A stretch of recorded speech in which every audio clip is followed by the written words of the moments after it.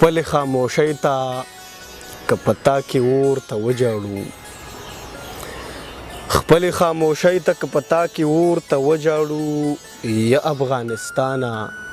پتا کم کم تور ته وجاړو ناسته د خپل بچی ټوټې راټولوي جاړي ځای چې زړه د خلاصه په کابل کې مور ته وجاړو اې د احمد شاه بچو راځي خپلو کنډرو ته ډېره موده پس به دې مړ شوي اور ته وجاړو او پاسئ د تورخم کنډه تارونه تسنې وسنې کوي پاسئ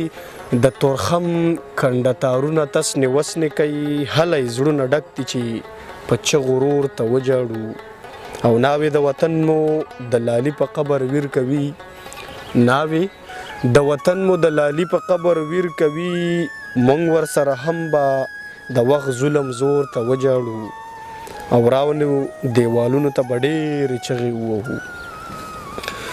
ورانو دیوالونو ته به ډېرې چغې ووهو وروسته به د پلار نیکه پرېوتي کور ته وجاړو او بیا مې د کابل سینه په درز د بارود وچاوده پاسې پښتنو چې رور نه پاتې خور ته وجاړو او لاړو په تورخم منظر کابل ته د ټوپک په لاس لاړو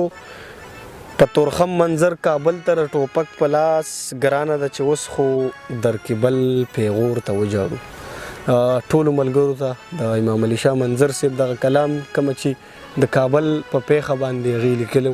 دغه پیښه د ټول مسلمانانو دپاره پښتنو دپاره د درد باعثه ده د خفګان باعثه ده هر څومره هم چې لیکل په دغه پیښه وشي په دغه ګران افغانستان وشي دغه به ډېره زیاته ګرانه وي ځکه چې دغه دردونه په لفظونو کې لیکل ګران کار دی الله دې زمونږ او ستاسو په وطن کې سوله راولي ښه د باد او بریالي اوسئ الله